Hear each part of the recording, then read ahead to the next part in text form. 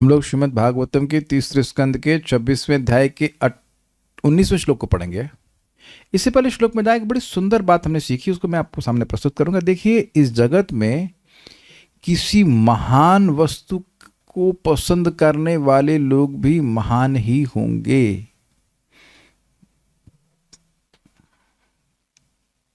Amazing है ना? अब कुछ अमेजिंग लगा ये बात? कोई व्यक्ति या वस्तु महान है, उसकी महिमा को समझने वाले व्यक्ति कोई छिछला व्यक्ति नहीं हो सकता।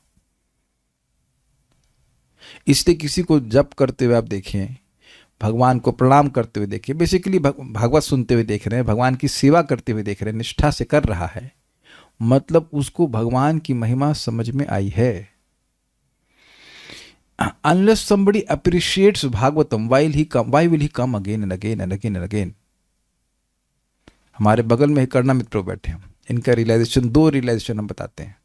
जब ये पहले आश्रम में थे तो ये बड़े खुश हो जाते थे जिस दिन क्लास कैंसिल होती थी कि आज प्रभु जी बाहर प्रीचिंग में गए, खुद बोल रहे थे प्रभु जी पहले अच्छा इतने ये धूर्त हैं कि जब क्लास में बैठते तो ऐसा लगता था कि क्लास में बहुत रुचि दिखा रहे हैं, हाँ एकदम कोई सोएंगे ना, एकदम अच्छे सुनेंगे लेकिन आज हमको अपना रियलाइजेशन बता रहे हैं कि जब आप चले जाते थे प्रीचिंग करने के लिए, कॉलेज प्रीचिंग में,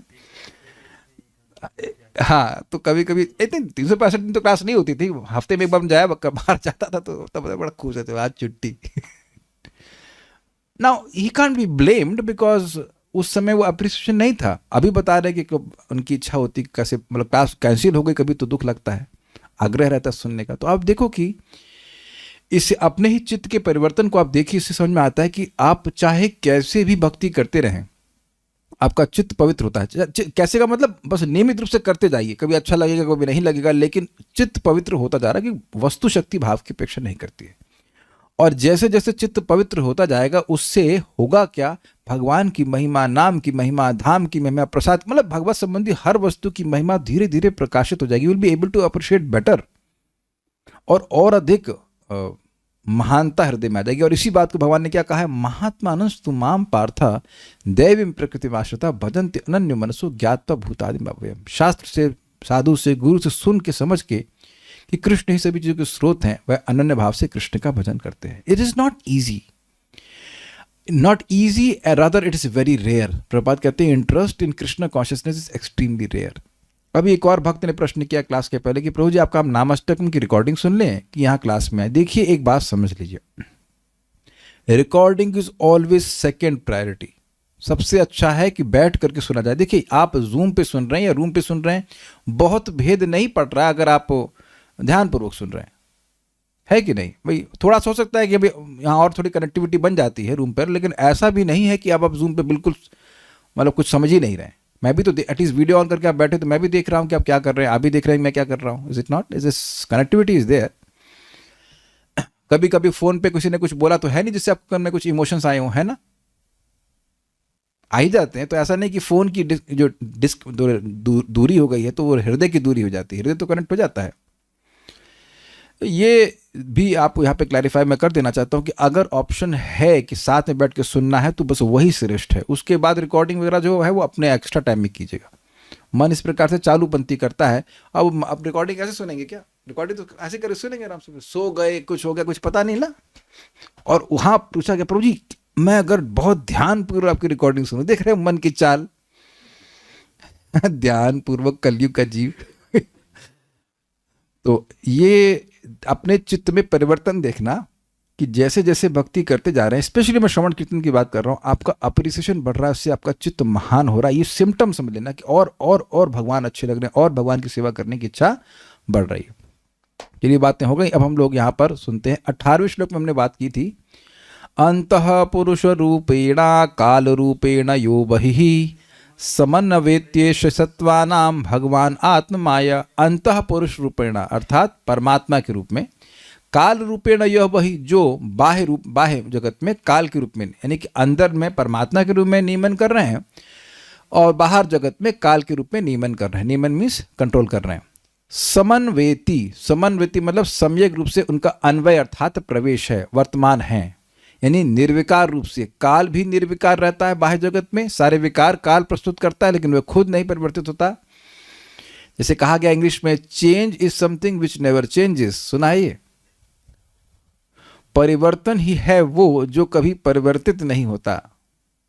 समझ में आया किसी को? किसी को समझ में आया? सोचना पड़ेगा, सोचना भी होता है। सोचना क्या चीज है? I thought about this. Change is something which never changes. तो चेंज कभी चेंज नहीं होता। वरुण प्रभु को समझ में आ रहा है आपको?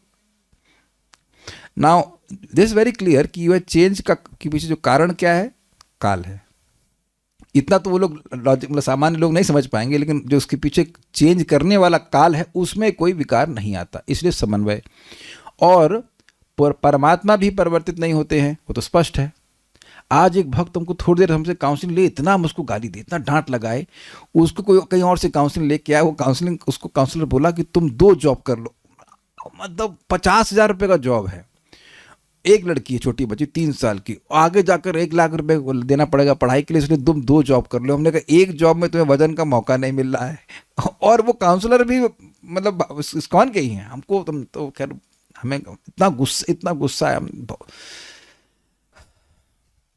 मुझे दिख रहा है कि इतना अमेजिंग है कि जो व्यक्ति जिस चीज से बीमार है उसी को और सेवन करने के लिए बोला जा रहा है। जीव है, देख रहे हैं ना? अब देख रहे हैं ना? जीव पूरी तरह से कर्तृत्व अभिमान से लिप्त है और उसको उसी जड़ कार्य में लगा देता कि और वो मरे जाके उसमें। ऐसी काउंसलिंग दी जा रही है। बोलना चाहिए कि भाई ठीक है, जितना है उसी में समेट लो। है ना? चादर समेट लो ना, चादर और कितना फैलाओगे?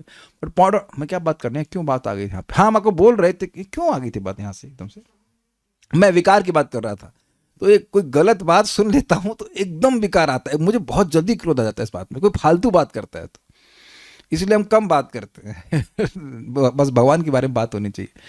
और लोग ना, एक और भी बात है कि लोग कॉन्शियस भी नहीं कि वो बोल क्या रहे हैं, बकर बकर कुछ भी बोल देंगे, उसके बाद गुस्सा आ ही जाता है।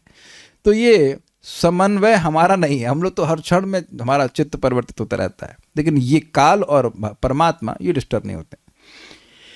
सत्वा नाम सभी प्राणियों में भगवान आत्मा है। भगवान अपनी माया के द्वारा इस प्रकार से प्रविष्ट हैं। ठीक है, यहां बात हुई। अब एक बड़ा इंटरेस्टिंग पॉइंट आ रहा है।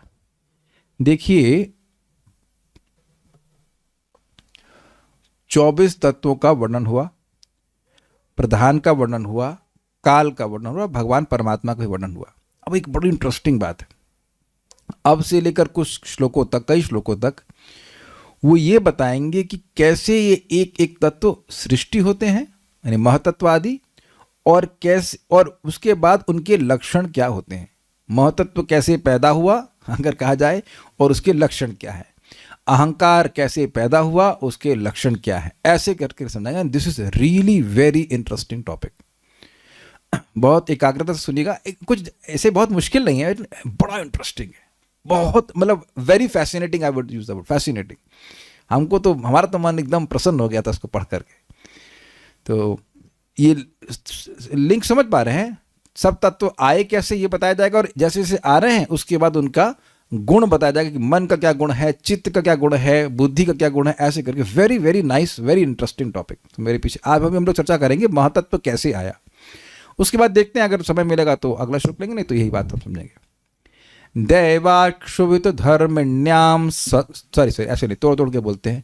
दैवाक्षुभित धर्मिण्याम, दैवाक्षुभित धर्मिण्याम, स्वस्याम योनौ परः पुमान्, स्वस्याम योनौ परः पुमान्, आधत्त वीर्यं सासूत, आधत्त वीर्यं सासूत, महत्तत्वं हिरण्मयम्, महत्तत्वं हिरण्यमयम्। दैवाक्षुभित धर्मिण्याम, दैवाक्षुभित धर्मिण्याम, स्वस्याम योनौ परः पुमान्, स्वस्याम योनौ परः पुमान्, आधत्त वीर्यं सासूत, आधत्त वीर्यं सासूत, महत्तत्वं हिरण्मयम्, महत्तत्वं हिरण्मयम्। दैवाक्षुभित धर्मिण्याम, दैवाक्षुभित धर्मिण्याम, स्वस्याम योनौ परः पुमान्, स्वस्याम योनौ परः पुमान्, आधत्त वीर्यं सासूत, आधत्त वीर्यं सासूत, महत्तत्वं हिरण्मयम्, महत्तत्वं हिरण्मयम्। दैवात् क्षुभितधर्मिण्याम् दैवात् शुभितधर्मिण्याम् स्वस्यां योनौ परः पुमान् स्वस्यां योनौ परः पुमान् आधत्त वीर्यं सा सूता आधत्त वीर्यं सा सूत महत्तत्त्वं हिरण्मयम् महत्तत्त्वं हिरण्मयम् दैवात् शुभितधर्मिण्याम् दैवात् शुभितधर्मिण्याम् स्वस्यां योनौ परः पुमान् स्वस्यां योनौ परः पुमान् आधत्त वीर्यं सा सूत आधत्त वीर्यं सा सूत महतत्त्वं हिरण्मयम् महतत्त्वं हिरण्मयम्। ये लीजिए। दैवात् शुभितधर्मिण्याम् दैवात् शुभितधर्मिण्याम् स्वस्यां योनौ परः पुमान् स्वस्यां योनौ परः पुमान् आध्यात्मवीर्यं सा सूत आधत्त वीर्यं सा सूत महत्तत्त्वं हिरण्मयम् महतत्त्वं हिरण्मयम्। ओके। जब भगवान अपनी अंतरंगा शक्ति से प्रकृति में व्याप्त होते हैं तो प्रकृति समग्र विराट बुद्धि को उत्पन्न करती है, जिसे हिरण्यमय कहते हैं। विराट बुद्धि मतलब टोटल बुद्धि, बुद्धि तत्व, उसको ही महतत्व कहते हैं, जिसे हिरण्यमय कहते हैं। हिरण्यमय मतलब गोल्डन फॉर्म, यानी कि तेजोमय है। यह तब घटित होता है जब प्रकृति बद्ध जीवों के गंतव्यों द्वारा शुद्ध की जाती है। मुझे पता है कि ये क्या बात बोल रहा है, समझ नहीं आया। गंतव्य मतलब डेस्टिनेशन, वेरी गुड। डेस्टिनेशन मतलब जहां पे आप पहुंचते हैं। तो ये देह आपको एक डेस्टिनेशन लग रहा है कि नहीं? हर जीव किसी देह में जाके पटक दी जाता है। Is it sinking? तो हर व्यक्ति का एक गंतव्य हुआ कि नहीं? आप ये समझ रहे हैं इस जन्म में जो कर्म कर रहे हैं उससे अगला जन्म एक डेस्टिनेशन के रूप में मिल रहा है कि नहीं मिल रहा है? क्यों भाई? ये जो देह मिला है ये पिछले जन्म के कर्मों की वजह से आया, समझना मुश्किल है। तो यहां पर गंतव्य का मतलब हो गया अदृष्ट। जो हमारा भाग्य है उसकी वजह से हमको विभिन्न प्रकार के शरीर मिल रहे हैं। तो जीवों का जो अदृष्ट है, दैव है, उससे शुद्ध होकर के, बेसिकली देखिए जीव के कर्म हैं, उसके अनुसार उसकी इच्छाएं हैं। तो अब जब जीव जागृत हो रहे हैं तो उनकी इच्छाओं से शुद्ध होता है प्रधान, और इसके कारण से फिर महतत्व की सृष्टि होती है। एक बहुत सिंपल सी बात समझिए, बहुत सिंपल उदाहरण। होटल में आप जाते हैं तो आपकी इच्छा होती है कुछ सूंघने की, खाने की। उससे उस खाने की इच्छा से कोई डिस्टर्ब होता है? मैनेजर आप देखिए ऐसे बैठा रहता है चुपचाप, विजुलाइज कर पा, चुपचाप बैठा हुआ है। वेटर नहीं, मैनेजर बैठा रहता है। फिर आप घुसते हैं, क्या सर क्या चाहिए, क्या है आपके पास? रोटी चावल दाल जो है वो बताता है, अच्छा ये सब वस्तु दो। तो अब उसके बाद सारा डिस्टर्बेंस शुरू होता है कि नहीं? वो डिस्टर्बेंस आप में, उसमें आप कुछ भागी नहीं है।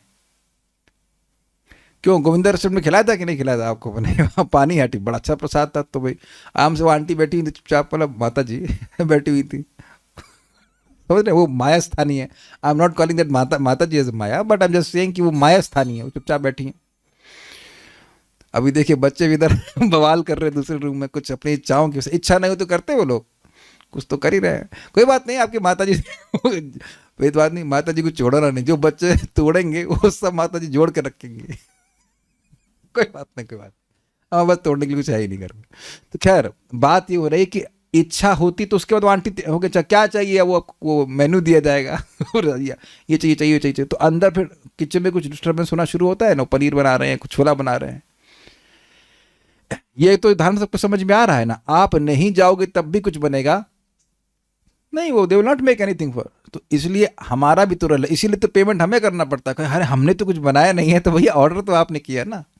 तो इसी तरह से जो जीवों का अदृष्ट है, अदृष्ट मतलब जिसको आप देख नहीं सकते, उसको समझिएगा और समझिएगा। दैवात मतलब जीवों के भाग्य से या अदृष्ट से। अगर मैं पूछूं कि मेरी नाक ऐसी क्यों है, आपकी नाक कैसी क्यों है, जैसी है वैसी क्यों है, कभी आपने प्रश्न किया इसके ऊपर? रघुनाथ प्रभु कभी विचार किए आप कि आपकी नाक जैसी है वैसी क्यों है? तो ये आप देख नहीं सकते। कौन सा कर्म किए थे किए थे, जिससे ऐसे नाक मिली, ऐसा कान मिला, ऐसे माता पिता मिले, ऐसा देह मिला, ये आपको दिख नहीं रहा है। यही बोल देते हो भाग्य से, लेकिन आपको भाग्य दिख रहा है। राधा रमन प्रभु को दिख रहा होगा, आप पतले क्यों हैं, थोड़ा मोटा क्यों, you don't know. So basically इतना बोल सकते हैं भाई पहले कुछ कर्म किया, उससे भाग्य बन गया, उससे हमको दे दिया जा रहा है, लेकिन दिख तो नहीं रहा है ना। इसे अदृष्ट कहते हैं। दैवात मतलब भाग्य से, जीवों के भाग्य से, जो उन्हें कर्म किए हैं उसके अनुसार जो होगा उनको आगे गंतव्य प्राप्त होने हैं। गंतव्य और भाग्य एक ही बात समझ में आ रही है? गंतव्य और भाग्य अलग अलग बात नहीं है। जो पहले उनका कर्म किया है उससे उनके भाग्य का निर्माण होना, कि अगली सृष्टि होगी तो ये अमुक व्यक्ति इंद्र बनेंगे, अमुक व्यक्ति ब्रह्मा बनेंगे, ये बनेंगे, वो बनेंगे, तो सब उनका भाग्य है और वही भाग्य उनका डेस्टिनेशन है। ये दोनों शब्द समानार्थक हैं, ठीक है। अब दूसरा शब्द बड़ा इंटरेस्टिंग है। दैवा जीवों के भाग्य से शुभित धर्मण्याम, शुभ धर्म वाली, ऐसे कह लीजिए। शुभ धर्म अर्थात गुण जिसके हैं उस, ये थोड़ा समझिए। यह प्रधान की बात हो रही है। तो प्रधान का धर्म क्या है? धर्म मतलब किसी भी वस्तु का वह गुण जो उससे अलग नहीं कर सकते। ये समझते हैं ना? जैसे अग्नि का धर्म क्या है? प्रकाश देना और हीट देना, ऊष्मा देना। क्लियर है ना? मिर्ची का धर्म है तीखा लगना। आजकल उसके धर्म को काट दिया गया है। मैं सब्जी लेने गया, जगह जगह अलग अलग मिर्ची, हमने कहा तीखी कौन सी है? कहते कोई नहीं। हमने कहा मिर्ची का धर्म ही काट दिया है। क्या फायदा? एनीवे, है ना? गलत तो नहीं कह रहे। लेकिन अभी भी चीनी का धर्म बाकी है। चीनी का धर्म अभी मीठा है, वो है अभी भी। एक दिन फीकी चीनी भी आएगी। तो प्रधान के 3 धर्म हैं, मतलब 3 धर्म नहीं, मतलब प्रधान का धर्म है 3 गुण, रजोगुण, तमोगुण और सत्वगुण। तो उनमें शोभ उत्पन्न हो जाता है। समझ आ गया? शुभ तो धर्मण्या। योनव अर्थात जगत की कारण रूपा, जहां पे जगत की उत्पत्ति होती है, उस प्रकृति, उस स्वस्याम अपनी प्रकृति में, अपनी मतलब अपनी भौतिक प्रकृति में, खुद की। परापुमान स्पष्ट है, परम पुरुष परमात्मा जो कि प्रकृति के परे हैं, उनने, भगवान ने, महाविष्णु ने कह सकते हैं, वीर्यम वीर रूप चित्त शक्ति को अर्थात जीव शक्ति को आदत्त स्थापित किया। अभी प्रभुपाद जी ने अंतरंगा शक्ति लिखा है। देखिए थोड़ा समझिए, जीव प्रकृति का अंश नहीं है। भगवान ने क्या बोला है? ममय वांशो जीवलोके जीवभूता सनातना, मेरे ही अंश हैं, प्रकृति का अंश नहीं है। तो जीवात्मा अंतरंगा शक्ति का अंश इस तरह से है कि वह मतलब सच्चिदानंद है, लेकिन आप जानते हैं कि वो तटस्था भी है, उसमें आवृत होने की टेंडेंसी भी है। जो इंटरनल पोटेंसी की बात हम लोग जिस तरह से सोचते हैं, मतलब आध्यात्मिक जगत में, वह कभी माया से आवृत नहीं होती है। लेकिन जीवात्मा इस प्रकार की इंटरनल पोटेंसी है, जो कि इंटरनल पोटेंसी मतलब चित्त पोटेंसी, कॉन्शियस चेतन तत्व है, जो कि भौतिक प्रकृति से लिप्त हो जाता है। तो उस अर्थ में यहाँ पे किया गया, समझते हैं ना बात? जीवों को प्रकृति में, प्रधान में गर्भस्थ किया गया, उसलिए कह रहे वीर्यम आधत्त, वीर रूप चित्त शक्ति को स्थापित किया। अतः सा, उसने मतलब उस प्रकृति ने, हिरण्यमयम निस्वर्णमय महतत्व आसूत, महतत्व को उत्पन्न किया। सबको समझ में आ गया? ये एक पिंड के रूप में कहते हैं, या एक अंड के रूप में रहता है, मतलब it is a golden egg type का, उस तरह से प्रकट हुआ। दैवात शुभित धर्मण्याम, जीवों के अदृष्ट से, उनके भाग्य से शुभ धर्म वाली, अपनी स्वस्यामन अपनी, और अपनी प्रकृति जो कि योनव अर्थात पूरे जगत का उत्पत्ति स्थान है, वह उस प्रकृति पर, उस प्रकृति में कहना चाहिए। परह पुमान अर्थात परम परमात्मा, प्रकृति के परे जो भगवान हैं, उन्होंने वीर्यम आधत्त, अपनी वीर अर्थात चित्त शक्ति का आधान किया, उसमें प्रवेश करवाया। सा, वह प्रकृति, आसूता, उसने जन्म दिया। क्या दिया? किसको जन्म दिया? महत तत्वम हिरण्मयम। महत तत्व, महत तत्व मतलब 2 तरह से होगा, महत प्लस तत्व, महान तत्व, जिससे पूरा जगत आ रहा है, उसको महतत्व कहते हैं। तो उस महतत्व को जो हिरण्यमय, हिरण्यमय मतलब गोल्डन फॉर्म, यानी कि ब्राइट गोल्डन, खूब चमकदार था, ऐसे को जन्म दिया। श्लोक तो समझ में आ गया होगा।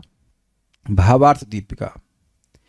इस श्लोक में तत्वों की उत्पत्ति पूर्वक उनके लक्षण दैवात, इस श्लोक से लेकर एतान्य संहत्य श्लोक पर्यंत तत्वों की उत्पत्ति पूर्वक उनके लक्षण बताए गए हैं। मतलब इस श्लोक में आप देख सकते हो कि महत्तत्व की उत्पत्ति का वर्णन किया गया है। ऐसे उसके बाद अब महत्तत्व के लक्षण बताएंगे, हो सकता है आज ही वो श्लोक आ जाए, और उसके बाद ऐसे ही अहंकार, ऐसे ही तन्मात्राएं, ऐसे ही पंचमहाभूत, इन सब की उत्पत्ति कैसे हुई ये सब बताया जाएगा, और फिर उसके बाद उसके लक्षण भी बताए जाएंगे। तो आप देखेंगे कि कुछ इंटरेस्टिंग इन्फॉर्मेशन है। सृष्टि तत्व आपने पहले भी सुना, लेकिन यहाँ पे एक और इंटरेस्टिंग बात आ रही है कि सृष्टि कैसे हो रही है ये भी बता रहे हैं, और एक एक तत्व का गुण भी बता रहे हैं, लक्षण भी बता रहे हैं। And that is very interesting information, very interesting. यद्यपि लोगों को लगे इससे हमारा क्या फ़ायदा होगा, भैया बहुत बड़ा फ़ायदा होगा, नहीं तो अब बच्चे के लिए डबल जॉब करेंगे। एजुकेशन के लिए वह एजुकेशन जो उसको क्या बनाएगी, अरे वाह करुणा मित्र सही बोले, गधा बनाएगी। जड़ विद्या ए मायर वैभव जीवे को कोरोए गाधा। भक्ति ठाकुर जी ने बोला जड़ विद्या ये जीव को, ये माया का वैभव है और जीव को गधा बनाएगी। तो गधा बनाने के लिए एक गधा डबल जॉब करेगा। और हम भक्तों की बात कर रहे हैं, भक्त भी गधे बन सकते हैं। Don't be complacent about this कि ऐसा हम नहीं करेंगे, ऐसा हो जाता है। भक्ति में आने के बाद भी लोग गधे बन सकते हैं, डिपेंडिंग की चॉइस, तटस्थ शक्ति क्या चुनते हैं। तो कम से कम रोज याद रखना चाहिए अच्छे से कि हम ये देह नहीं हैं, तो केवल देह के ही कार्यों में अपने को सीमित रखना, ये हम we are not oblige to do that, कि हम केवल देह के कार्यों में ही अपने आप को फंसा के रखेंगे। बहुत इंपॉर्टेंट है। ये जगत की सृष्टि की गई है और ये जगत टेम्परेरी है। ओके, ये बातें याद आ रहती हैं सृष्टि तत्व से सुनने से। उसमें चित्त की उत्पत्ति पूर्वक, चित्त थोड़ा स्पेलिंग मिस्टेक है, यहाँ चित्त होना चाहिए, ची फिर आधा त और त, चित्त, वो ये जो लिखा है गलत लिख गया, क्योंकि ये चित्त का मतलब होता है स्पिरिचुअल, तो ये चित्त होना चाहिए, चित्त चित्त, ठीक है, ध्यान दीजिएगा, ये चित्त है, यहाँ पे स्पेलिंग मिस्टेक है। उसमें चित्त की उत्पत्ति पूर्वक लक्षण 4 श्लोकों में बतलाया गया है। आपको याद है अंतःकरण 4 प्रकार का था, मन, बुद्धि, अहंकार और चित्त। प्रभु जी हैं क्या आज? उस दिन बड़ा पूछ रहे थे, यहाँ दिख नहीं रहे आज। राजेश प्रभु हैं? हमको नहीं दिख रहे। ल है कि नहीं? आई थिंक यस आके ना। तो अब आप संतुष्ट हो कि आपको सारे लक्षण मालूम चलेंगे चित्त क्या है, ठीक है। हाँ यार देर। तो भाई ये चित्त है, आप लोग सुधार कीजिएगा, अभी मेरे पास टाइम नहीं सुधारने का, मैं बाद में इसको एडिट कर दूंगा। इट इज नॉट चित्त, इट इज चित्त। चित्त means one part of the अंतःकरण, अंतःकरण का एक भाग जो आपने सुना था, ठीक है। तो चित्त की उत्पत्ति बताई जाएगी और उसके लक्षणों को 4 श्लोकों में बताया जाएगा। दैट मीन्स 19, 20, 21 और 22। प्रकृति के धर्मभूत गुणों में क्षोभ उत्पन्न हो गया, तो उनकी उत्पत्ति स्थान प्रकृति में परमात्मा अपनी चित्त शक्ति रूप वीर का आधान किए। ये चित्त शक्ति है, ये चित्त शक्ति नहीं है। चित्त मीन्स स्पिरिचुअल पोटेंसी, और चित्त मतलब चित्त। ये अदृष्ट वशात समझ में आया। भाग्य जिसको आप देखते नहीं, जिसकी व्याख्या मैंने क्लास की शुरुआत में ही कर दी कि हम नहीं समझ पा रहे हैं कि हमने ऐसा कौन सा कर्म किया जिसकी वजह से हम आज इस परिस्थिति में हैं, इसे अदृष्ट कहते हैं। अदृष्ट की वजह से कभी कभी दुख आ जाता है, कभी कभी सुख आ जाता है। ये देखा है कि नहीं देखा? अचानक दुख आ जाता है, अचानक सुख आ जाता है। तो ये सब क्या हो रहा है? भाग्य के वश से हो रहा है, जिसको हम नहीं देख पाते। ये बात बोल रहे। उससे शुद्ध होता है प्रधान, और उसमें गुण में शोभ उत्पन्न हो जाता है। फिर उसके बाद उसमें परमात्मा अपने चित्त शक्ति, यानी सीक्वेंस क्या है कि पहले गुणों में डिस्टर्बेंस हुआ, फिर उसके बाद भगवान काल से गुणों में डिस्टर्बेंस हुआ, और जीवों के दैव से भी डिस्टर्बेंस हुआ, कलेक्टिव भाग्य से, और उसके बाद जीवों को उसमें डाल दिया गया। ये सीक्वेंस समझ में आ रहा है। उसके पश्चात उस प्रकृति ने तेज संपन्न महतत्व को उत्पन्न किया, महत्व नहीं, महतत्व को उत्पन्न किया। हिरण्यमयम अर्थात उस महतत्व का स्वरूप तेजोमय था। ये बोलना जरूरी इसलिए है क्योंकि प्रलय के समय अंधकार रहता है, सारार्थ-दर्शनी। अब तत्वों का लक्षण बताते हुए पहले चित्त की उत्पत्ति के पूर्व का लक्षण कहते हैं। मतलब चित्त के उत्पत्ति से पहले क्या स्थिति थी। दैवात यानी कालक्रम से अर्थात जीव के अदृष्ट के वश से शुभित धर्मण्याम, समझ रहे हैं बात, जीवों का भाग्य तो है, कर्म है, लेकिन जब प्रलय रहती है तब तो कुछ नहीं हो रहा है। तो आप जान रहे हैं कि काल की घड़ी चल रही टिक टिक टिक टिक टिक टिक टिक टिक, और उसके बाद जब सृष्टि का समय आ जाता है तब ये सब होने लगता है। फाइन, ठीक है। शुभित धर्मण्याम अर्थात जिसमें धर्म अर्थात सत्व आदि गुण समूह शुद्ध हो गए हैं उसमें, ये भी समझ में आ गया। प्रकृति के गुण हैं 3 गुण और उनमें डिस्टर्बेंस हो जाता है। योनव अर्थात अभिव्यक्ति स्थान में, ये समझे बात। अब अभिव्यक्ति वहां जहां प्राकट्य होता है, ये बात बोल रहे हैं। वीर्यम मतलब वीर्य अर्थात जीव शक्ति नामक चैतन्य, ये भी समझ में आ गया। सा अर्थात उस प्रकृति ने महतत्व उत्पन्न किया, वह हिरण्यमय अर्थात अत्यंत प्रकाशमय था। बहुत इजी है, तात्पर्य प्रपात जी का देखते हैं। भगवद गीता 14.3 में प्रकृति के इस गर्भाधान का वर्णन है। मम योनिर्महद ब्रह्मन् तस्मिन् गर्भं दधाम्यहम् संभवः सर्वभूतानां ततो भवति भारत। हे भरत पुत्र, ब्रह्म नामक समग्र भौतिक वस्तु जन्म का स्रोत है और मैं इसी ब्रह्म को गर्भस्थ करता हूं जिससे समस्त जीवों का जन्म संभव होता है। समझ में आ गई? प्रकृति में भगवान सभी जीवों को रख देते हैं। इजी। प्रकृति का मुख्य कारक महतत्व या समस्त विविधताओं के प्रजनन का स्रोत है। प्रकृति का यह अंश जो प्रधान के साथ ही साथ ब्रह्म भी कहलाता है, उसमें श्री भगवान द्वारा वीर स्थापित गर्भाधान किया जाता है जिससे नाना प्रकार के जीव उत्पन्न होते हैं। इस प्रसंग में प्रकृति को ब्रह्म कहा गया है क्योंकि यह आध्यात्मिक प्रकृति का विकृत प्रतिबिंब है, स्पिरिचुअल वर्ल्ड्स का परवर्टेड रिफ्लेक्शन। विष्णु पुराण में वर्णन आया है कि जीवात्माएं आध्यात्मिक प्रकृति से संबंधित होती हैं। भगवान की शक्ति आध्यात्मिक है और यद्यपि जीवात्माएं तटस्था शक्ति कहलाती हैं किंतु साथ ही वे आध्यात्मिक होती हैं। इसकी व्याख्या भी कर दी गई थी। यदि जीवात्मा आध्यात्मिक न होती तो परमेश्वर द्वारा गर्भाधान लागू न होता। जो आध्यात्मिक नहीं है उसमें परमेश्वर अपना वीर स्थापित नहीं करते, किंतु यहाँ उल्लेख है कि वे प्रकृति में वीर स्थापित करते हैं। इससे अर्थ यह हुआ कि स्वभावतः जीवात्माएं आध्यात्मिक है क्योंकि भगवान से स्थापित हो रही हैं। गर्भाधान के बाद प्रकृति समस्त प्रकार के जीवों को उत्पन्न करती है जिसमें महानतम जीव ब्रह्मा जी से लेकर एक लघु चींटी तक विभिन्न प्रकार के जीव होते हैं। भगवद गीता 14.4 में प्रकृति को स्पष्ट रूप से सर्व योनिषु कहा गया है। इस श्लोक में योनव शब्द आया था, उत्पत्ति स्थान। तो इसी तरह से यहाँ पे प्रपात कोट कर रहे हैं गीता से, सर्व योनिषु कौन्तेय मूर्तयः संभवन्ति याः तासाम ब्रह्म महद योनिर अहम बीज प्रदः पिता। हे कुंती पुत्र, तुम यह समझ लो कि समस्त प्रकार की जीव योनियां इस भौतिक प्रकृति में जन्म द्वारा संभव हैं और मैं उनका बीज प्रदाता पिता हूं। ये बहुत सुंदर बात है। देखिए, पिता केवल जन्म ही नहीं देता है, वह पालन भी करता है। और इससे समझना चाहिए कि जितने भी जीव किसी भी प्रकार के शरीर में हैं उनके शरीर देने वाले भगवान हैं। ये बहुत इंपॉर्टेंट पॉइंट है। ये सुनते तो हम लोग कई बार हैं, लेकिन इस बात को समझना चाहिए कि सभी जीव भगवान को प्रिय हैं, इसलिए हमें यथासंभव किसी को भी दुख नहीं देना चाहिए। देखिए, कुछ हिंसा तो अवश्यंभावी है। आप घर की सफाई कर रहे हैं, खाना बना रहे हैं, नहा भी रहे हैं, बोल भी रहे हैं, तो भी कुछ ना कुछ जीवों की हिंसा हो जाएगी, तो उसको तो आप अवॉइड नहीं कर सकते। लेकिन अपनी तरफ से जितना हो सके किसी जीव की हिंसा नहीं करनी चाहिए। सभी जीवों को अपने जो आयु निश्चित की गई उसके अनुसार जीने का अधिकार है। आपने सुना ना, जियो और जीने दो, it's a very important principle. ये बात बहुत इंपॉर्टेंट है। सभी जीव भगवान को प्रिय, लेकिन उसमें भी जो भगवान के शरणागत हैं वो तो कितना प्रिय उनका तो आप नहीं कह सकते, उसका तो हिसाब ही नहीं कह सकते। इट्स वेरी वेरी इंपॉर्टेंट, ठीक है। और जीवों का प्रति भगवान का स्नेह जो स्वाभाविक है क्योंकि पिता है। एक बात और भी है कि हमारे शरीर को देने वाले माता पिता केवल निमित्त हैं, असली पिता जो हैं वो भगवान ही है। ये भी याद रखना चाहिए, क्योंकि माँ के गर्भ में कौन बच्चा है, उसका शरीर कैसे डेवलप हो रहा है, ये तो माँ के कंट्रोल में नहीं होता है कि नहीं।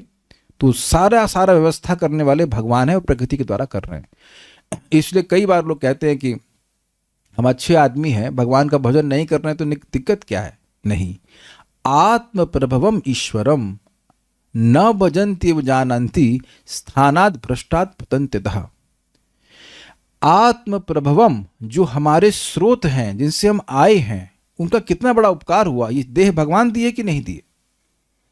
हम लोगों को भाई माता पिता का भी वीर में वो किसी जीव को डाल रहे हैं तो वो भी तो भगवान ही कर रहे हैं ना। उस पिता का तो सामर्थ्य है नहीं कि इस जीव को वहां से लाओ, वो मेरे में आ जाए, फिर वह मेरा बच्चा बन जाए, ऐसा सामर्थ्य तो है नहीं ना। हम लोग भी नहीं कह सकते आपसे मैं बड़ा प्रसन्न हुआ, अगले जन्म में मैं आपका बेटा बनूंगा। You cannot say, is it not? Everything is being arranged by Lord, भाई साहब, सब कुछ। तो हम ये बात क्यों कर, हाँ, तो जो हमारे को देह देने वाले हैं, जिससे हम इंद्रिय तृप्ति करते हैं, जिससे हम मुक्ति के लिए प्रयास करते हैं, जो कुछ करते हैं इस देह से करते हैं कि नहीं, तो उनका तो सबसे बड़ा उपकार है आत्म प्रभवम, और उनका भजन नहीं करता है, न भजंती अवजानंती, अवज्ञा करता है, अपमान करता है, तो स्थानात भ्रष्टात पतंत्यतः, अपने स्थान से गिर करके वह निम्न योनि को हो जाता है। तो ऐसा क्यों हो जाता है? क्योंकि ईश्वर हो। ऐसा नहीं कि वो लूलू बाबा हैं, वो ईश्वर हैं, वो समर्थ हैं। उनका भजन नहीं करेगा तो व्यक्ति निम्न योनि को प्राप्त होगा।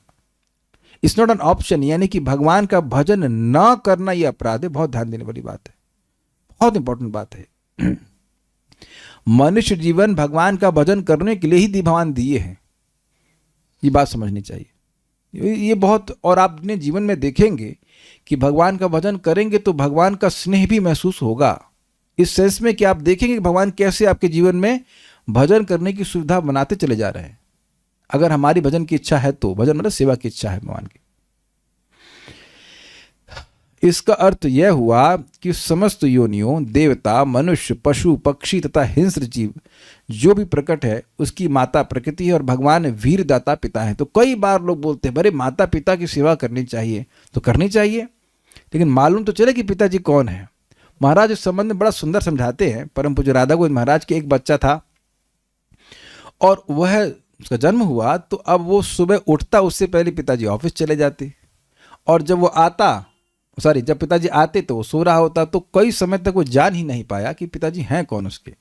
तो एक दिन संडे रहा होगा, जो भी रहा हो, छुट्टी, तो पिताजी घर में थे, तो मम्मी से पूछता है who is this man, who is this man, ये पुरुष कौन है माँ? तो माँ समझाती है फिर उसको कि ये हमारे पिता हैं। What is the meaning of father, ये पिता का मतलब क्या होता है? तो यही स्थिति जीवों की है, क्योंकि भगवान कभी कभी इस जगत में आते हैं तो बार बार यही हल्ला करते रहते हैं कि प्रकृति कर रही है, प्रकृति कर रही है। वो सोचते सब कुछ प्रकृति कर रही है और पिता की जरूरत ही नहीं है। Now don't think it's common ignorance, it's very, मतलब ये कोई बहुत रेयर बात है। ये ज़्यादा लोग मान रहे हैं कि ईश्वर है ही नहीं। साइंटिस्ट भी ऐसे बोलते रहते हैं और सामान्य जो सो कॉल्ड बुद्धिजीवी है वो भी ऐसे हल्ला करते रहते हैं कि भगवान नहीं है, भगवान नहीं है। इसीलिए बार बार भगवद गीता से सुनना पड़ेगा, सुनना चाहिए कि वो हैं, वो पिता हैं और वह समर्थ हैं और वो अभी भी है, मर नहीं गए हैं। भगवान गोलोकवासी नहीं हो गए। आप समझ रहे हैं शब्दों का मतलब? वैकुंठवासी, वैकुंठवासी तो है, लेकिन वो वैकुंठवासी नहीं हो गए, मर नहीं गए हैं। Is there. पिछले श्लोक में सुना था ना, अंदर परमात्मा के रूप में और बाहर काल के रूप में। समान अनुभव यह है कि पिता ही संतान को जीवन देता है, किंतु माता तो उसे शरीर देती है। यद्यपि जीवन का वीरदाता पिता है, किंतु शरीर तो माता के गर्भ में बढ़ता है। इसी प्रकार आध्यात्मिक जीवात्माएं प्रकृति के गर्भ में स्थापित की जाती हैं, किंतु शरीर प्रकृति द्वारा प्रदत्त होता है और वह विभिन्न योनियां एवं रूप धारण करता है। ये सबको समझ में आ रहा है? अपने कर्मानुसार एक एक जन्म के बाद दूसरा जन्म प्राप्त होता रहता है। यहां पर इस सिद्धांत का समर्थन नहीं मिलता कि जीवन के लक्षण 24 तत्वों की अंतःक्रिया से प्रकट होते हैं। जीवी शक्ति सीधे भगवान से मिलती है और पूर्णतः आध्यात्मिक होती है। अतः किसी भी प्रकार की भौतिक वैज्ञानिक प्रगति जीवन को उत्पन्न नहीं कर सकती। जीवनी शक्ति आध्यात्मिक जगत वैकुंठ से आती है, भौतिक तत्वों की अंतःक्रिया से उसका कोई सरोकार नहीं होता। देखिए बात बहुत सिंपल लगती है लेकिन बहुत गंभीर है, जो मैं बार बार रिपीट करता हूं। देखिए, जब तक ये विवेक नहीं रहेगा कि मैं इस देह से पृथक जीव हूं, व्यक्ति बाय डिफॉल्ट अपने अहंकार के द्वारा ड्रिवन होकर कि केवल देह और देह से संबंधित पदार्थों की ही चिंता करता रहेगा सुबह से शाम तक। स्वीकार है आपको ये? मतलब मैं स्वीकार जब बोल रहा हूं, स्वीकार है मतलब आपको दिख रहा है ये बात? पूरा टाइम यही चिंता रहेगी कि देह कैसे चल जाए, मेरे बच्चों का देह कैसे चल जाए, मेरी पत्नी का कैसे चल जाए। कैसे चल जाए मतलब बस देह से ही पहचान। जबकि कितनी इंटरेस्टिंग है कि अपनी आंखों से हम देखते हैं कि जब कोई माँ की या पिताजी की या किसी और की मृत्यु होगी तो वही देह जिसको माँ पिता कह रहे थे, अब उसको माँ पिता नहीं कहते। ये होना, ये अब आपको लोग लग रहा है प्रभुपाद जी बार बार क्यों कह रहे हैं, मैं यहाँ बार बार क्यों कह रहा हूँ, क्योंकि घूम फिर के फिर वही बात आती है, सुबह से शाम तक वही कार्य व्यक्ति करता रहता है जिससे उसकी भावना क्या बढ़े कि वह देह है। And I am talking about devotees, non devotee की तो हम बात ही नहीं कर रहे।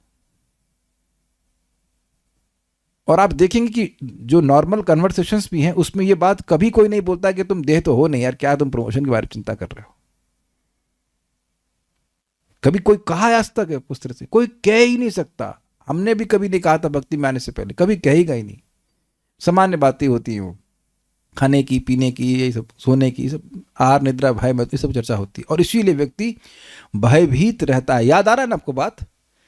जितना मिथ्या अहंकार से व्यक्ति प्रभावित रहेगा, क्या प्रभाव होगा? वो भयभीत रहेगा, क्योंकि शरीर तो छूटेगा और जितनी वस्तु आसपास है वो भी छूटेंगे। ये पॉइंट हमको जीवन से कभी नहीं छोड़ना चाहिए कि ये सारे जो देह के धर्म में हमारा एब्जॉर्प्शन, अभिनिवेश रहेगा तो हम भय से कभी निवर्तित नहीं होंगे। बताइए, भय से कभी छूट नहीं पाएंगे। बताइए, विचार कीजिए कि लाखों रुपया है फिर भी व्यक्ति भयभीत हो रहा है, तो क्या वो सुखी है? क्या वो सुख से रह पाएगा? कभी कभी लोग सोचते हैं जिनके पास बस पैसे नहीं, बस वही दुखी हैं। पैसे वालों का, पैसे वाले हों या ना पैसे वाले हों, लेकिन जिनका अभिनिवेश देह में है वो दुखी रहेगा। इसीलिए बात प्रभुपाद जी को बार बार रिपीट करनी पड़ती कि देखने का प्रयास करिए, विवेक समझे, डिस्क्रिमिनेशन, कि आप इस देह से पृथक एक व्यक्ति हैं। Your needs are not limit, your needs are absolutely not limited to the body. देह की आवश्यकताएं आपकी आवश्यकताएं नहीं है, देह की आवश्यकता पूरी करनी पड़ती है। गीता में भगवान कहते हैं टाइम से खाओ, टाइम से सो, तो योग का अभ्यास कर पाओगे, लेकिन it is not limited to that. इस देह का उपयोग करना है भगवत सेवा के लिए, और इस देह से हमको परे जाना है। ये बात समझने वाली। यहां तक किसी का कोई प्रश्न है? एक भक्त रामायण का श्लोक बोल के समझाते हैं कि माता पिता बात मानना ज्यादा जरूरी है। अरे तो हम नहीं पता, तो ठीक है, माता की बात मानना चाहिए और पिताजी की सबसे असली पिता की बात मानना चाहिए। भगवान कह रहे मेरा भजन करो। हिरण्मय वर्ड सिग्निफिकेंट क्यों है वो अभी अगले श्लोक में आएगा कि ये गोल्डन है यानी तेजमय है, और इसी कारण से ये जो प्रलय के समय अंधकार था उसको खा गया। ये कहना चाहते हैं। भगवान द्वारा वीर स्थापित करना और दृष्टिपात करना प्रकृति में एक ही बात है क्या? जी हाँ, एक ही बात है। भगवान अपने दृष्टिपात से ही जीवों को प्रकृति में स्थापित कर देते हैं। अब 20 मिनट बाकी है, तो हम देखते हैं कि अगला श्लोक हो जाना चाहिए। एक श्लोक तो कर ही लेंगे। ये कितना लंबा है।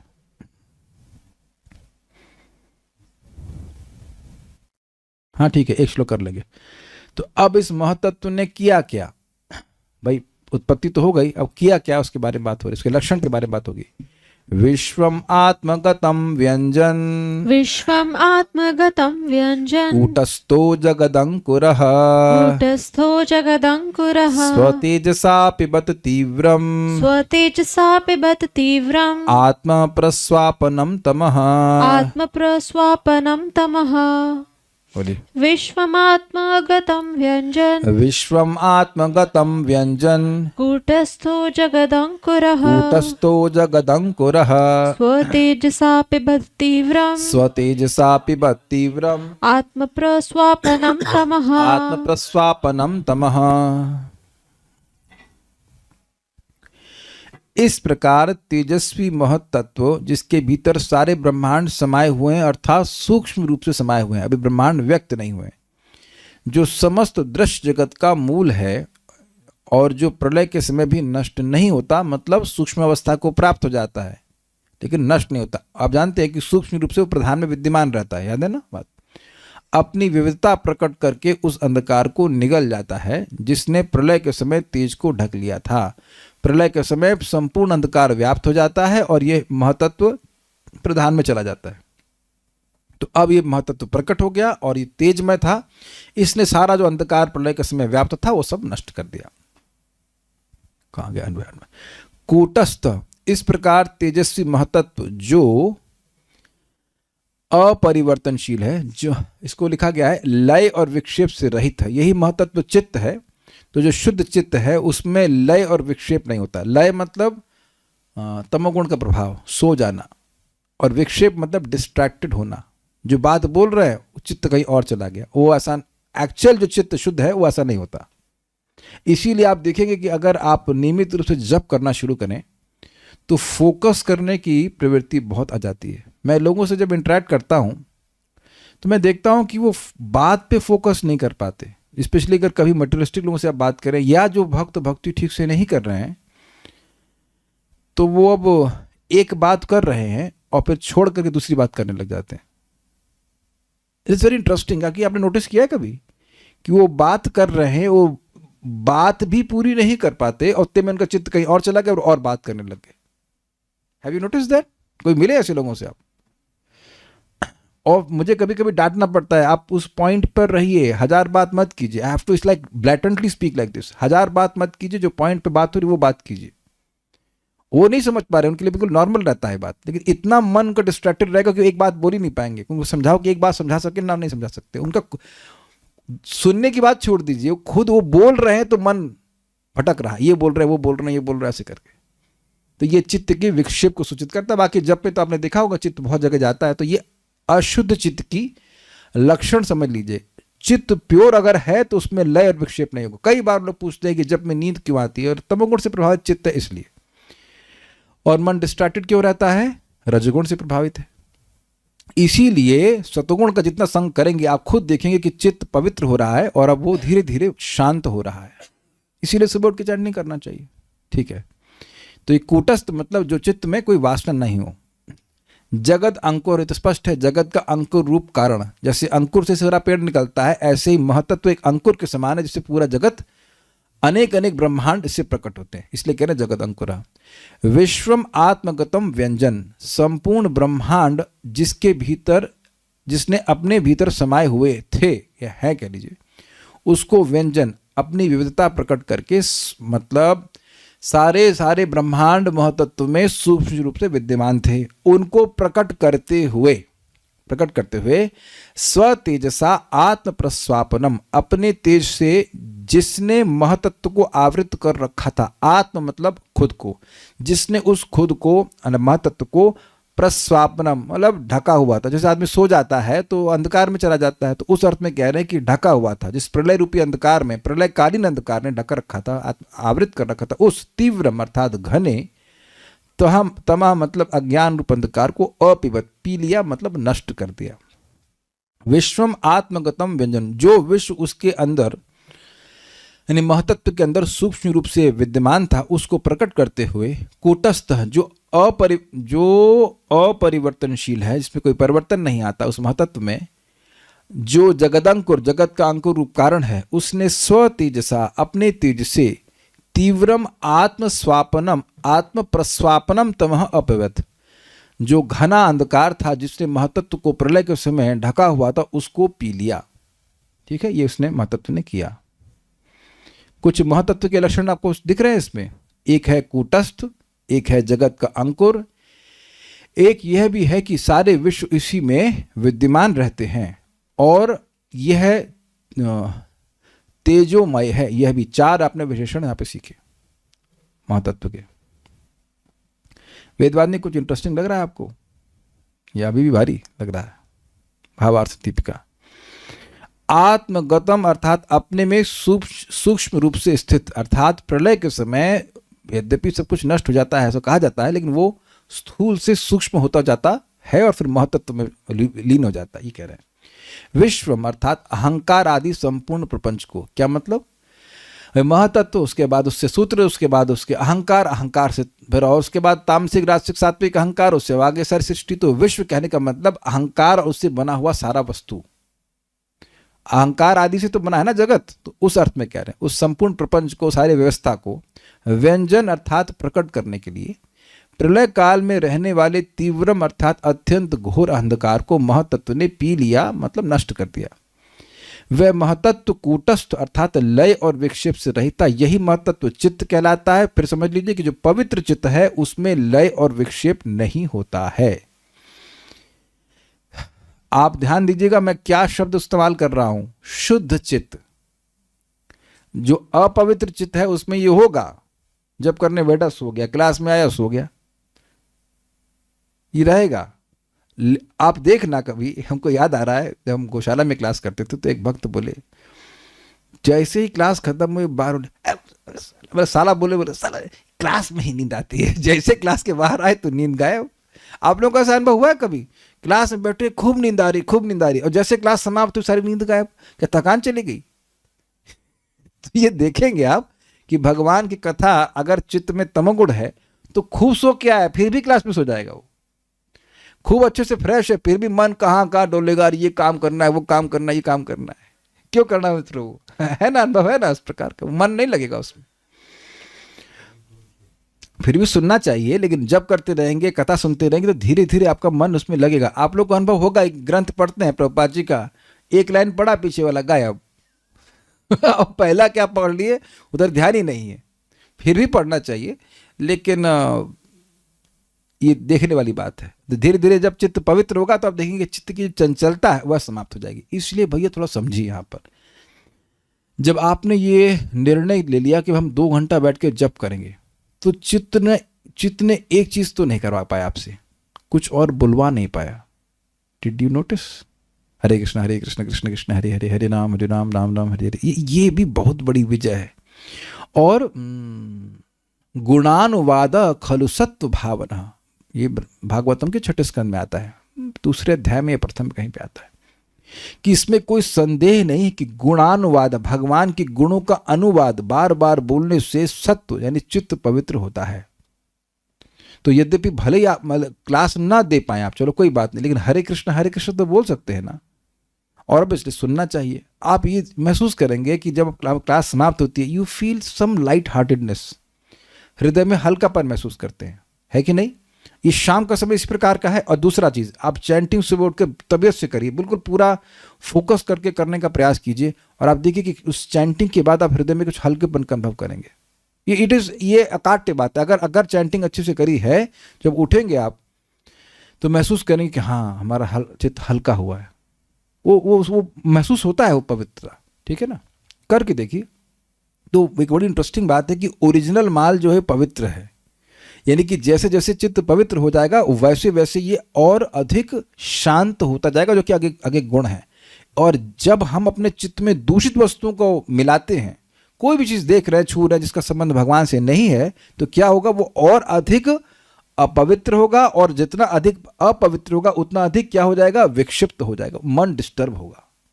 बहुत बड़ी बात सीखने को मिल रही है। उस अंधकार की विशेषता बतलाते हुए कहते हैं, काहे को अंधकार था, तो कहते हैं कि आत्म प्रस्वापनम, अर्थात वह अंधकार महतत्व को आच्छादित करने वाला था। प्रलय के समय ऐसा होता है।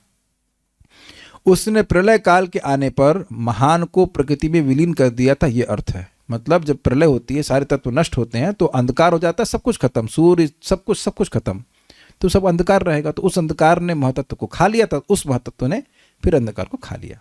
ये बात है, खा लिया मतलब नष्ट कर दिया। तात्पर्य, क्योंकि भगवान सर्वव्यापी, समस्त वरदायक तथा ज्ञान से पूर्ण है, अतः उनकी विभिन्न शक्तियां सुप्तावस्था में भी सदैव विद्यमान रहती हैं, मतलब नष्ट नहीं होती हैं। आप जानते हो कि मैटर को कभी नष्ट नहीं कर सकते। अतः जब महतत्व की उत्पत्ति की गई तो उससे भौतिक अहंकार उत्पन्न हुआ और उसने दृश्य जगत के व्याप्त प्रलयकालीन अंधकार को निगल लिया। इस विचार की और भी व्याख्या की जा सकती है। रात्रि में मनुष्य रात्रि के अंधकार से आवृत होकर निष्क्रिय रहता है, किंतु जब प्रातःकाल उसे जगाया जाता है तो रात्रि का आवरण या सुप्तावस्था की विस्मृति लुप्त हो जाती है। यही समझा रहा था मैं। ये था आत्म प्रस्वापनम। प्रस्वापन शब्द से क्या आपको सुना रहा है? स्वप्न, ठीक है ना। तो जब आदमी स्वप्न देख रहा होता है तो इस जगत के कार्यों के प्रति वह अंधकार में रहता है कि नहीं, तो इसीलिए स्वप्न को एक अंधकार से तुलना की जा रही है। इसीलिए कह रहे हैं कि जिस प्रलयकालीन अंधकार ने महतत्व को सुला दिया था, अगर ऐसे कहें, अंधकार में डाल दिया, तो उसी को महतत्व ने जागृत होकर के खा गया। ये बात बोल रहे हैं, एग्जाम्पल समझा रहे हैं प्रभुपाद। इसी प्रकार जब प्रलयकालीन रात्रि के बाद महतत्व प्रकट होता है तो तेज प्रकट होता है, जिससे इस जगत की विविधता दृष्टिगोचर होती है। अब अगला श्लोक हम आज नहीं पढ़ाएंगे, अगला श्लोक लंबा है और बहुत इंटरेस्टिंग, उसको हम लोग भगवान ने चाहा तो कल शाम को पढ़ेंगे। हाँ, पोस्ट नहीं किया था, वो भी था। और कुछ सारे ब्रह्मांडों के बाहर तो ब्रह्म ज्योति है ना, फिर अंधेरे कहां से आया? अच्छा प्रश्न है। देखिए, आपने सुना हो तो वो बादल वाली तुलना की जाती है भौतिक जगत की। बादल बादल एक भौतिक प्रभा समझाती कि ब्रह्म ज्योति है और उसके बाद एक स्थान में, छोटे से स्थान में बादल जैसा है, तो उसके अंदर अंधकार है, न कि ब्रह्म ज्योति में। देखिए ये सारी बात हो रही है भौतिक जगत के संबंध में, ब्रह्म ज्योति के संबंध में बात नहीं हो रही है। तो स्वाभाविक सी बात है कि ब्रह्म ज्योति का प्रकाश भौतिक जगत में नहीं दिखाई पड़ता है। यद्यपि ब्रह्म ज्योति सब जगह है लेकिन वो दिखाई नहीं पड़ता। अगर दिखाई पड़ता है तो किस रूप में? सूर्य के रूप में। सुना था ना आपने, सूर्य के रूप में, चंद्रमा के रूप में, ये बात है। इसलिए ब्रह्म ज्योति तो रहती है लेकिन उस एक रूम जैसा मान के चलिए, रूम वाले में, स्पेस में अंधकार रहता है, यही समझना चाहिए। जैसे कि अब बाहर सूर्य की रोशनी होती है तो आप तो सो नहीं पाते ना, दोपहर में रेस्ट कैसे करते हैं? दरवाजा बंद करके ना। तो आप दरवाजा बंद कर सकते हो, भले बाहर प्रकाश है तो भगवान बंद नहीं कर सकते हैं। तो इतना ही समझ लेना चाहिए। और किसी का प्रश्न है तो मैं लूंगा। Just give me a second, I have to adjust the settings and then I let you speak. मुझे लगता है कि सभी भक्तों को ये रुचिकर लग रहा होगा ये टॉपिक, एंड हमको बहुत अच्छा लगता है। It really helps me to be detached from this world. मैं वेदवादिनी को समझा रहा था, उनको भी समझ में आया कि देखिए डिटैचमेंट का मतलब ये नहीं कि हम सारे संबंध तोड़ दें, ये नहीं, वो नहीं है, बट भय से तो रहित हो जाए, भय से तो रहित हो जाए। I think that is really very helpful. चीज़ें ऐसे भी छीन ली जाएंगी, हम पकड़ के रखे तब भी छीन ली जाएंगी, इसलिए बेहतर है छोड़ दीजिए पहले से ना, है ना। जब छीन ही लिया जाएगा तो भगवान को अर्पित कर दीजिए, काम खत्म है। जब अपनी है ही नहीं तो क्या चिंता करना। मान लीजिए कि राधारमण, नहीं मान लीजिए, उनका नाम ले लेते, किसी व्यक्ति का बिजनेस गिर गया तो आपको चिंता होती है? नहीं, आपका तो है ना, इज इट नॉट? तो ये जगत में जो कुछ हो रहा है वो अपना है ही नहीं, यहाँ का तो काहे चिंता कर रहे हैं। Okay, so Bhuvan Mohini Mata ji, you have a question? Yes Mata ji. Before that I have a question. आप सुबह क्यों नहीं दिखी आज? आप इसका उत्तर क्या है? तो हरे कृष्णा प्रभु जी, धन्यवाद, प्रणाम। बेटी की 2 उंगलियां फ्रैक्चर हो गई अरे थी। कल बाप रे। आपसे क्वेश्चन कर रहे थे ना, जब अच्छा, तो आप अच्छा। आंसर दे रहे थे, हाँ। उसी टाइम पर वो गिर गई थी झूले से, देखिए बताइए, तो इसलिए कोई बात, ठीक है, अभी ठीक है वो लाइन बच्ची? फ्रैक्चर है, ज्यादा नहीं है, 3 हफ्ते में ठीक हो जाएगा, तो डॉक्टर के पास है। ठीक है, अभी ठीक है ना? हाँ चलिए, हाँ, प्रश्न ठीक करिए, है। बताइए। तो प्रभु जी, आपने आज हम लोग ये सुबह बात कर रहे थे, हम लोग भागवतम पढ़ते हैं 12 से 1 उस समय, कि जैसे घर में कॉकरोच होते हैं तो उनको तो हमें मारना ही पड़ता है। प्रभुपाद जी के समय में भी तो एक बात, एक रुक जाइए, माता इस जी पहले ने इसको समझ, आंसर अरे दिया। एक मिनट, अरे एक बात तो समझ लीजिए, बड़ा मजेदार। तो प्रभुपाद जी ने मंदिर में कॉकरोच देखा, बच्चे लोग, भक्त लोग उनको मार रहे थे। तो प्रभुपाद के, तुम लोग अजीब लोग हो, पहले तुम लोग गेस्ट को इनवाइट करते हो, उसके बाद उनको मारते हो। तो उनको समझ में आया कि प्रभुपाद क्या कह रहे हैं। तो उन्होंने कहा भाई देखो, तुम गंदगी रखते हो तब ना कॉकरोच आता है, उसको घुसाने, मतलब अंदर घुसने का मौका देते हो, इनविटेशन देते हो, भाई आइए फीस्ट है, उसके बाद उनको मारना चालू। तो कॉकरोच इसलिए हैं क्योंकि उसको आपने कहीं ना कहीं अलाउ किया होगा, तभी कॉकरोच है। वेदवादी इस मामले में बड़ी स्ट्रिक्ट है, सब लोग आ सकते हैं, चूहा नहीं आ सकता। चूहा नहीं आ सकता, ये डजंट किल देम। घर के, अगर सही बात है, चूहा आएगा तो भी मजा गजे गंदगी करेगा, तो बड़ा स्ट्रिक्ट है इसमें। प्रभु जी दरवाजा बंद कीजिए, चूहा आएगा। ठीक है, तो हाँ आगे बताइए कॉकरोच। हाँ तो प्रभु जी, साफ सफाई तो पूरी रखते हैं, लेकिन क्योंकि अपार्टमेंट में रहते हैं तो एक घर से दूसरे घर में नाली के थ्रू ऐसे आ जाता है, पर फिर भी तो भाई, जब हम हो भी, रहे हमारे घर में भी, हमारे घर में तो कॉकरोच नहीं आता है, हम लोग भी अपार्टमेंट में रहते हैं, तो थोड़ा सा, हाँ खैर अहंकार नहीं कर रहे हैं, लेकिन थोड़ा ध्यान देखिए कहाँ से आ रहा है, वहाँ रोक दीजिए। चलिए अब आगे बात करते हैं फिर। तो एक माता जी ने बोला कि भगवत गीता में 6 प्रकार के लोगों को मारने के लिए बोला है, तो वाह आतताई भाई वाह, बुद्धि, वाह वाह, जय हो मैया, जय हो, वाह वाह, क्या बुद्धि है। जहां आतताई 6 प्रकार के आतताई है, उसमें कॉकरोच को डाल दिया। वाह, चलिए आगे सुन लेते, थोड़ा आनंद तो आए, खून तो बढ़े। हाँ बोलिए माता जी, आगे हाँ बोलिए। तो उन्होंने बोला कि फिर इस हिसाब से हम मार सकते हैं। तो ये बताइए कि आतताई कौन से थे भाई? पत्नी को पत्नी का अपहरण करने तो क्या उनसे बोलो आपको उठा के ले गए कॉकरोच?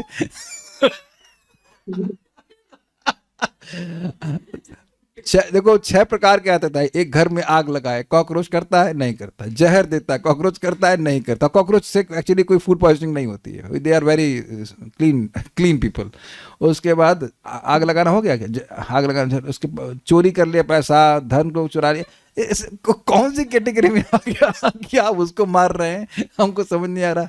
तो इससे बेस्ट है कि उसको अवॉइड की ना आए, बस इतनी सी बात है।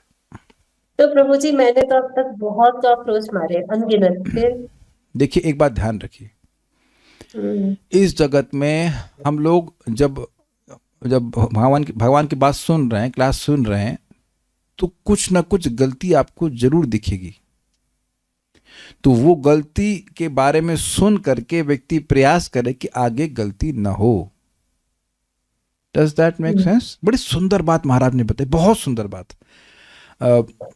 इंद्र है देवता, और उनके गुरु बृहस्पति आए तो वह कोई सम्मान नहीं की, उससे उनका सारा वैभव छूट गया।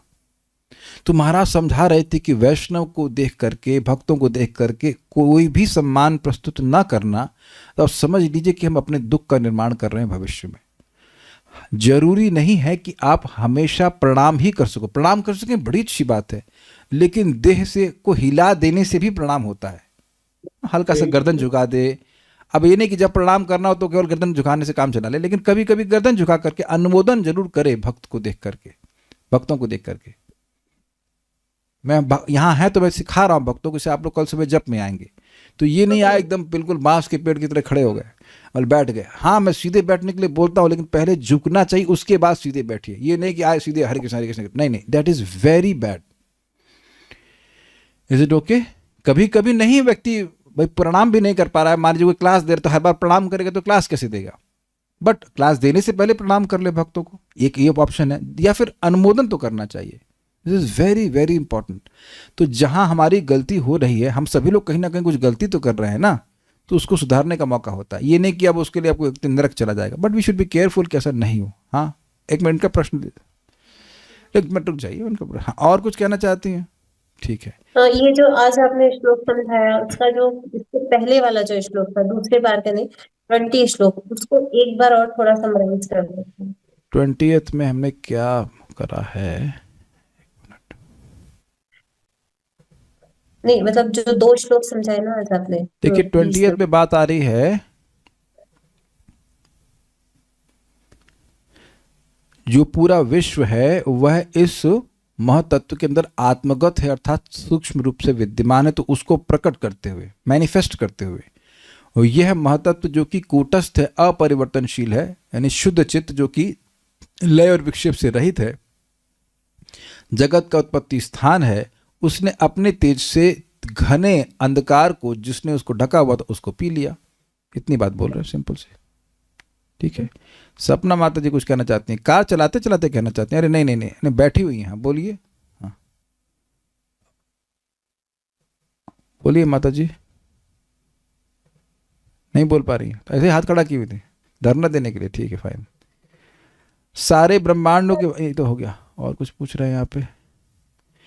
लोगों को देख के खुशी होती है नहीं अंदर, लोगों को देख के खुशी होती ही नहीं अंदर से।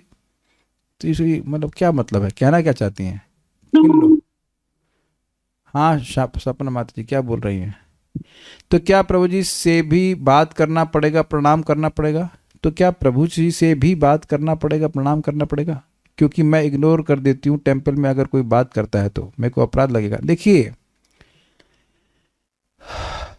हरे कृष्णा तो आप कह सकते हैं, बाकी अगर आपको नहीं लगता है कि आवश्यकता है बात करने की, then no need to speak up. इसमें बहुत सारे केस बन जाएंगे ना कि प्रभु जी किस उद्देश्य से, किस नियत से बात कर रहे हैं। अब वो हम बात पे बहुत डाइवर्ट नहीं करना चाहते, लेकिन ये तो माता जी लोगों को सेंस रहता है ना कौन से प्रभु जी किस लिए बात करना चाहते हैं। तो नॉर्मली प्रभु जी लोगों को माता जी से बात करने की कोई ज़रूरत होती तो नहीं, इस तरह से, स्पेशली अनजान स्त्री से क्या ज़रूरत है बात करने की? तो जनरली बात करने का उद्देश्य आप समझ सकते हैं, it can be otherwise. So that for that you use your discretion. कई बार किसी वैष्णव को देख के खुशी नहीं होती अंदर से, तो बिल्कुल प्रणाम करने का मन नहीं करता। अच्छी बात है, हम भी यही सोच रहे थे जब हम क्लास सुन रहे थे। ठीक है, लेकिन ध्यान दीजिए कि प्रणाम किसको कर रहे हैं?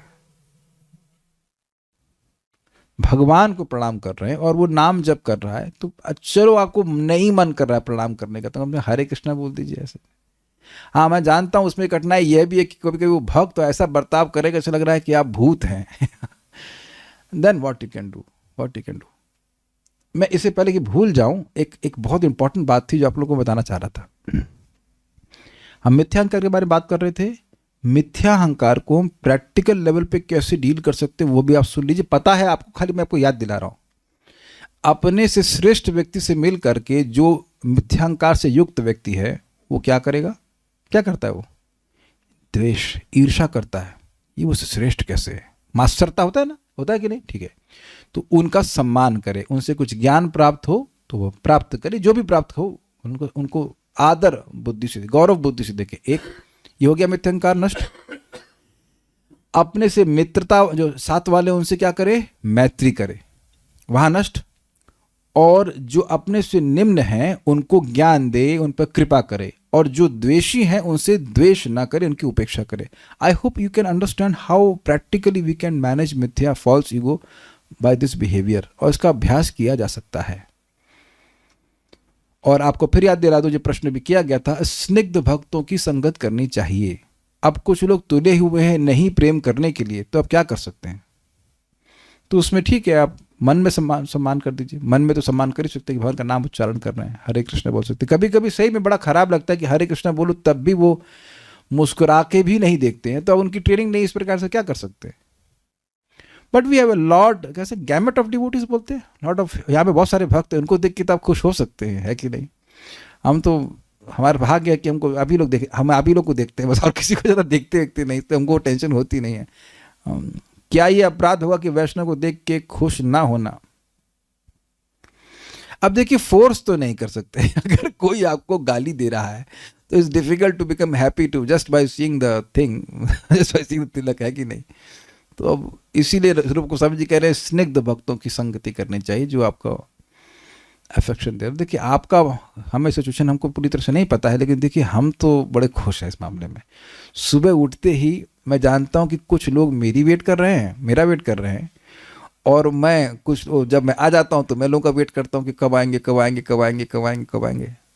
हमारे तो जीवन में बड़ी प्रसन्नता है कि आज से लेकर जब तक मैं शरीर नहीं छोड़ता, मुझे केवल इन लोगों से इंटरेक्ट करना है जो मुझे देखना पसंद करते हैं, मतलब मुझसे मिलना पसंद करते हैं, और जिनसे मैं मिलना पसंद करता हूँ।